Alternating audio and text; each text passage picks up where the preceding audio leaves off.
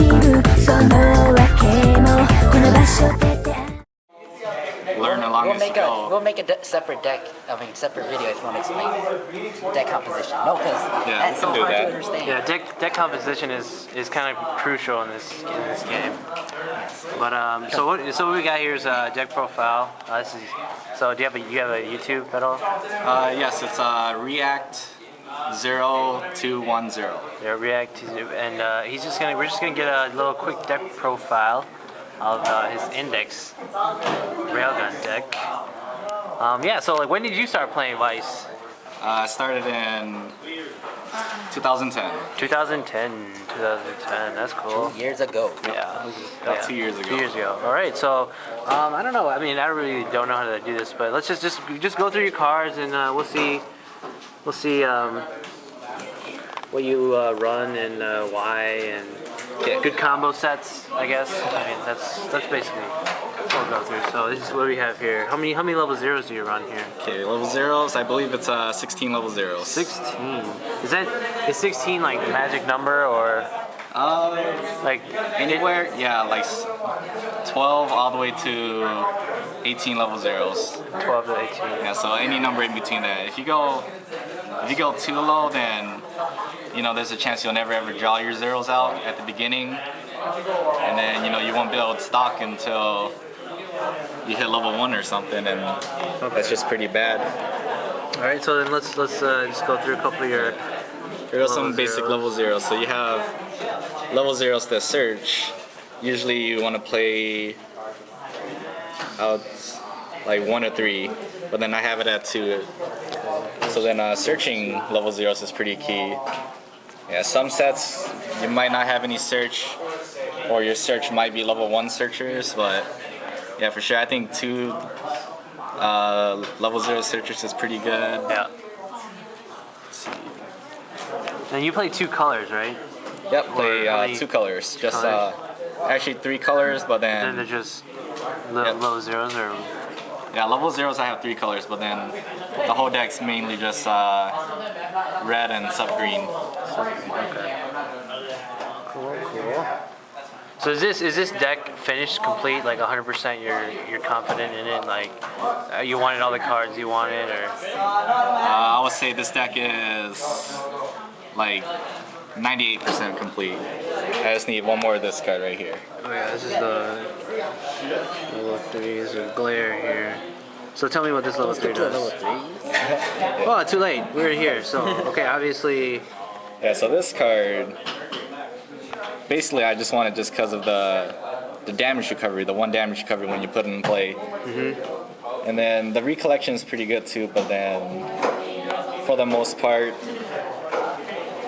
I'll get lucky if I ever get 3 into my memory, because that's not the main focus of my deck, so it's almost impossible for me to get it. Okay, so I guess let's finish your level zeros. Like, you can go ahead, just. Yep. Yeah. So build for level zeros. At this point in the meta, you're gonna for index railgun decks. Most likely you'll always see 4 copies of Accelerator right here, the level 0 Accelerator. Just because his effect, it's almost like a level 0 reverse card, but then it doesn't actually reverses your opponent's level 0, it just sends it to the top of the stock. And then the bottom of their stock goes to the waiting room. So then even if your opponent had a character that had protection from reverse cards or abilities, it's not really going to work against this card. Alright. So this one, so is this the only, basically the only level 0 reverser one? Because I know every set usually has like 1 or 2. Yeah, I'll say for this series, this should be the only one. Okay. Yeah. Or it's the only one that comes to mind, and it's the only one that you should play for sure. Okay. Do you run any? What's this next one then?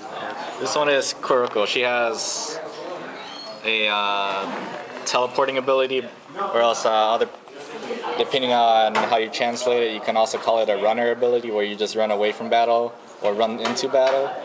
But then, basically you can, right before your opponent goes into their attack phase, you can just switch slots in any unoccupied slot. wow. Yeah, so it's a pretty good card. Power's not that high, but then You can always side anyway. Yep. Okay. it's, All right. yeah, it's mainly there to block those direct attacks for sure. Nice. All right. Do you have any these supports? Yep, support cards. Okay. So I heard that some people don't play level 0 supports, but why would you play this level 0 support in particular? It's because So, never mind. This is the most OP level 0 support I think I've ever seen. plus 15. Yeah, it is basically plus 15. Yeah, so like most of the time when if you have a level 0 support and all they have is plus 500 to the front, you don't need it. Those you don't need. Yeah, honestly, you don't need that. But then this one, like, I get an extra 1,000 during my turn, which is it's pretty balanced out. Just because during my opponent's turn, it's just a normal plus 500. But yeah, for espers only. And which is basically It's basically like the whole deck right now. 90% of the deck. Okay. All right. So let's see what else you have for zeros. So then. Yeah, so this is basically the counter to all the level 0 reversers. So you'll have your level 0 reversers, and then you just need a way to counter it. So this one, you can just side attack or attack in general, and then you choose another character to get plus 1 level and plus 1,000 power. And then that way you get to avoid cards like these, which just evens out the playing field against level 0s. Wow, I did not understand the effect. Well, this is a double rare, triple rare. Yep, yeah, it's a triple R. The So- normal ones are just rares. Oh my god, that's still pretty OP though. Yeah. And then This guy is. one of the more key cards in anyone's deck is they should at least run one brainstorm card. Like even if the brainstorm's bad, you should at least just run one brainstorm Why is that? just to accelerate your deck. Like there might be a point in time where you might just cancel 8 times in a row and then your deck will still be like 90% full. So you just need to excel through your deck as fast as possible. That makes sense. Okay. So that's refresh. Yep, just to refresh. Is this the only brainstorm you play in this deck or no? Yeah, it's the only brainstorm I have. Okay. All right. So let's quick run through. Oh yeah. Yep. Level zeros. And then the last level 0 is just a bond one, which in general most bonds are not cost effective just because you gotta pay one, but then that one's a damage bond, so that one's a little bit better than most bonds. Plus that bond. It's not as costly as like pitching a card or something like that, right? Yeah. Or even if there's such thing as like a bond and you just toss a card from a hand, I would like that better than paying 1 stock for sure. Okay. But yeah, so then this bond grabs this Kuroko, which gives herself a bonus. But then for sure, I just need a Makoto on the field. 6,001 cost. Okay. Yeah, so like the vanilla 1/1 is Yep. just 7K. So yeah, this one's already plus 500 on top of that. So yeah, it's a negative effect, but then it's not really negative since like over half the deck is Makoto's also. So Yeah. there's rarely a moment where there's not a Makoto out with the Kuroko. Okay. All right. What other level 1s we got? Other level 1s, got a shooter that just there to snipe those encore characters, which I would say encore characters are pretty key and Yeah, this one in even almost has any its own deck. encore. Yep, and she has her own encore. Wow. So yeah, she has encore, and then you gotta snipe everyone else's encore characters. Given that I had to use a climax combo for it and take 1 damage. But I think it's worth it. Plus she can hit level 2s also. Yeah, so she needs, in order for her to use her, basically, just sniping people, she needs her climax counter. So this one's, how many of these do you run, Railgun? I run 4 railguns total. 4 Railguns? Just 2 of each. Oh yeah, so how many gates do you have in total? 6 gates. 6 gates. So there's the 2 Railguns, 4 of those, and 2 of these. Alright. These are the plus 2000. Yep, right. Wait, these are the Yeah, same name, but they're the same card basically. Yep, same name, Different effects. different effects. Yeah, different seasons. So go ahead. You can lay out like all your level ones, and we'll just quick do a little run through. Yeah, so one of the most key cards for your level 1 lineup, it should be a level 1 0 cost vanilla character. Why is that important? Just because, yeah, you know, you're strong enough to run over every single level 0 in the game, and it's the strongest for 0 cost. Because, you know, if all you do is play level 1 cost, then you know you're just gonna run out of stock too fast. Because there are times when you know your opponent just gets you from level 0 to level 1 in like 2 attacks, and so you know you might not have enough stock to even play your level 1s. So that's when you gotta for sure have a backup plan, and you know just running 4-1-0s is probably the best option. Okay. All right. What else? And then you have like just random text, like this one I just threw in there for fun. I rarely get to use her effect. But then, you know, she's just another 1-0 option that I can have. 1-0, yeah. She reminds me of this fairy tale card. When it hits the field, both players take 1 damage. So this is 100% just for your opponent. So yep. Interesting. Okay.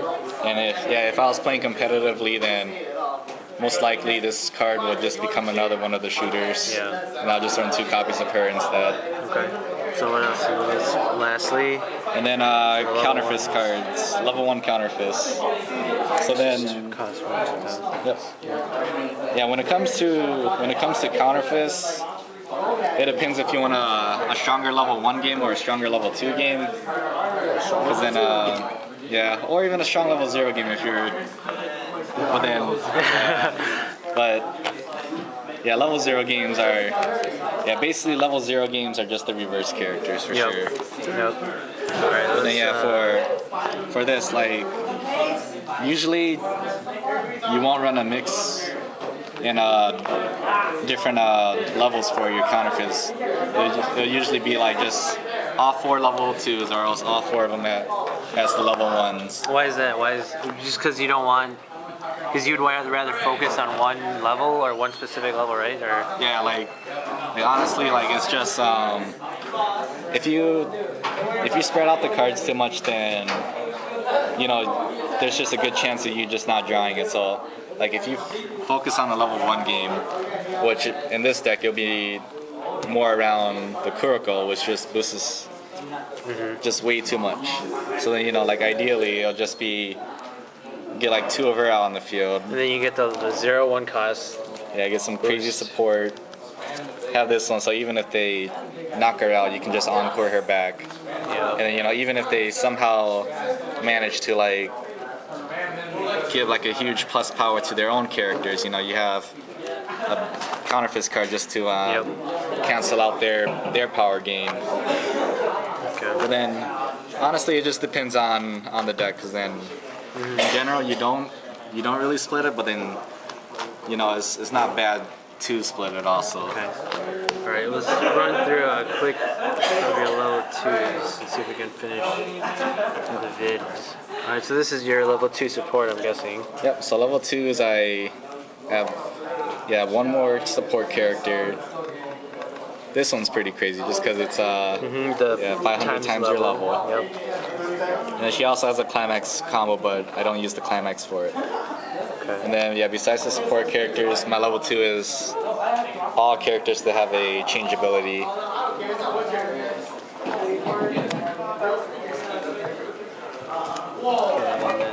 so these 2 change into these 2, right? Yep, correct. And then these 2 change into these 3. Alright, so one last question before I end this video. So how do you feel with 5 level 3s? Is that comfortable for you? Because I know in a lot of the different metas in Japan, they run like 8 or 7 level 3s. Depending on the deck, of course, but they do run a heavier amount. Like if you had more level 3s, would you play them or? So yeah, if I have another one of her, yeah, I would totally play 4 of her. But then I'll just play 4 of her and 2 of her, and that'll be like my whole level 3 lineup.